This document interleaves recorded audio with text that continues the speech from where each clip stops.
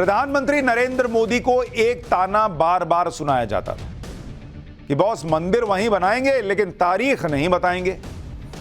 आज राम मंदिर बन भी रहा है, उसकी प्राण प्रतिष्ठा की तारीख भी आ गई है बॉस।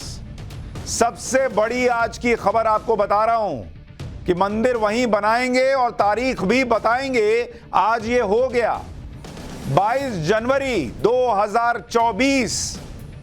ये वो दिन है जब राम मंदिर में राम लला की प्राण प्रतिष्ठा होगी और उस कार्यक्रम में प्रधानमंत्री नरेंद्र मोदी खुद जाने वाले हैं।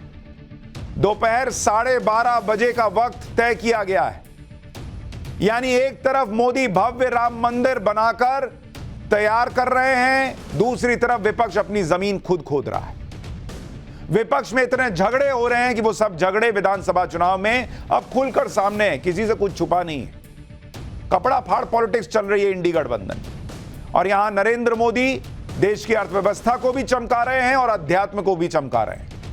यहां तक कि जिन लोगों ने मोदी के खिलाफ इंडी गठबंधन का पूरा प्लान बनाया था और विपक्ष के नेताओं को मोदी के खिलाफ इकट्ठा किया था, वो भी विधानसभा चुनाव में आपस में लड़ रहे हैं। इंडी गठबंधन में कैसे लोग एक दूसरे की जमीन खोद रहे हैं, इसकी कहानी आगे बताऊंगा।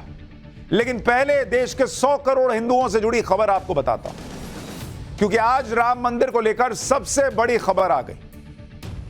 आज राम जन्मभूमि ट्रस्ट के लोग पीएम मोदी से मिलने पहुंचे थे। तस्वीरें देखिए इस मुलाकात की। मंदिर ट्रस्ट के सदस्यों ने पीएम से अयोध्या आने का आग्रह किया। इस आग्रह को पीएम मोदी ने स्वीकार कर लिया और पीएम 22 जनवरी को अब अयोध्या जाएंगे 2024 में। 22 जनवरी को दोपहर 12:30 बजे राम मंदिर में रामलला की प्राण प्रतिष्ठा होगी। और पीएम मोदी ने सबसे पहले ट्वीट करके कहा कि वो बहुत सौभाग्यशाली हैं कि उनके जीवन काल में इस ऐतिहासिक अवसर का साक्षी बनने का मौका मिला। पीएम ने लिखा कि आज का दिन उनके लिए बड़ा इमोशनल दिन है, क्योंकि भाई बीजेपी की पॉलिटिक्स राम मंदिर से ही आगे बढ़ी और प्रधानमंत्री नरेंद्र मोदी ने उस सपने को पूरा करके दिखाया।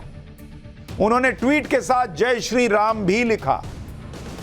पीएम से मिलने के बाद राम जन्मभूमि ट्रस्ट के सदस्य चंपत राय ने क्या कहा है, पहले वो सुनिए, फिर आपको दिखाता हूं कि रामलला कैसे टेंट में रहा करते थे और अब कहां रहने जा रहे हैं। आज माननीय प्रधानमंत्री जी से मिलने गए थे।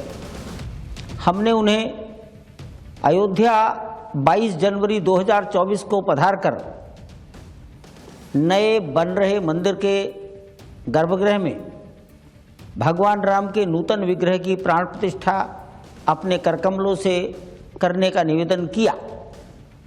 प्रसन्नता की बात है, प्रधानमंत्री जी ने हमारा निवेदन स्वीकार किया। वे प्राण प्रतिष्ठा के अवसर पर अयोध्या में उपस्थित रहेंगे। प्राण प्रतिष्ठा 22 जनवरी 2024 ये अब निश्चित हो गई है।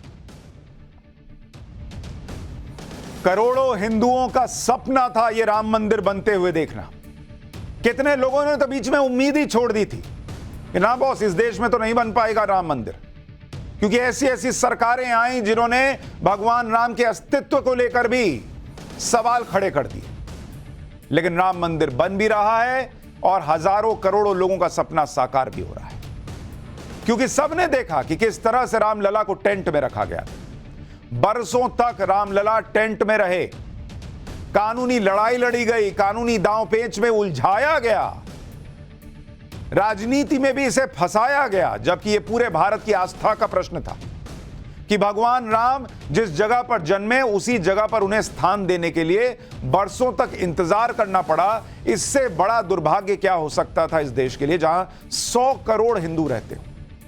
अब जब भव्य राम मंदिर बनकर तैयार हो रहा है और उसकी प्राण प्रतिष्ठा होने वाली है, तो यह करोड़ों हिंदुओं के लिए एक इमोशनल पल है।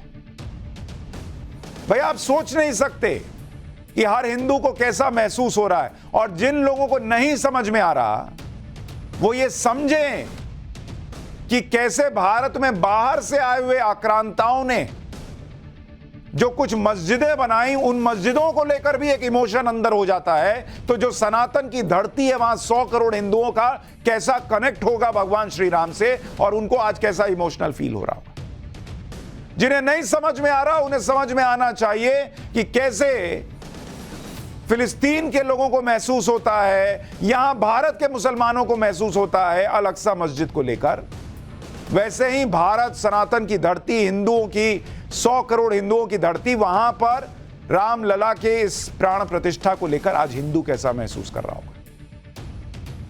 किस तरह से राम मंदिर के मामले को उलझाए रखा गया वो भी आपको याद दिलाता हूं।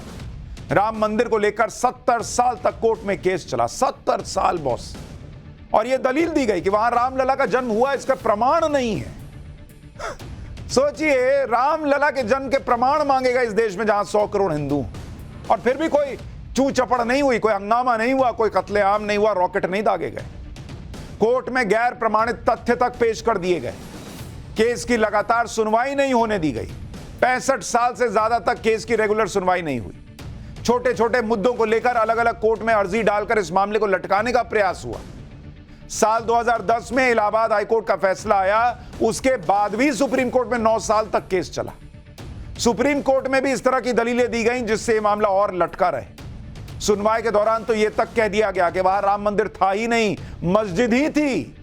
यह भी कहा गया कि मालिकाना हक के केस में कोर्ट सुनवाई नहीं कर सकता। मतलब जिसको जो बन पड़ा उसने किया।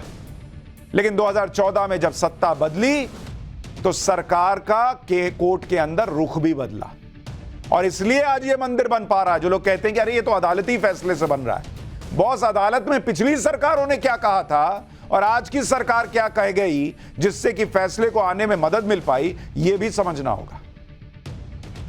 राम मंदिर के साथ ही पीएम मोदी ने बीजेपी का सबसे बड़ा वादा पूरा कर दिया। पीएम मोदी ने बीजेपी के घोषणा पत्र के जो प्रमुख वादे पूरे किए हैं, भाई देश की अर्थव्यवस्था आगे ले गए, महंगाई डबल डिजिट में नहीं जाने दी, ये सब अलग बात है। लेकिन अगर आप देखेंगे कि प्रधानमंत्री नरेंद्र मोदी के या बीजेपी के पीएम मोदी ने जो वादे पूरे किए, वादे पूरे किए, डिलीवर करके दिखाया ना, जो बीजेपी के घोषणा पत्र में था और कई लोग नहीं कर पाए, आए और चले गए, जिसमें अनुच्छेद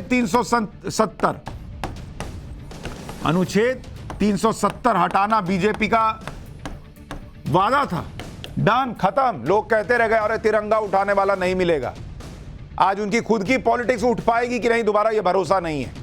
महिला आरक्षण, इसको लेकर कहा गया था कि भाई हम ये काम करेंगे। आखिरकार नरेंद्र मोदी ने 2024 के पहले इसका बिल लाकर भी इसको कर दिया डन।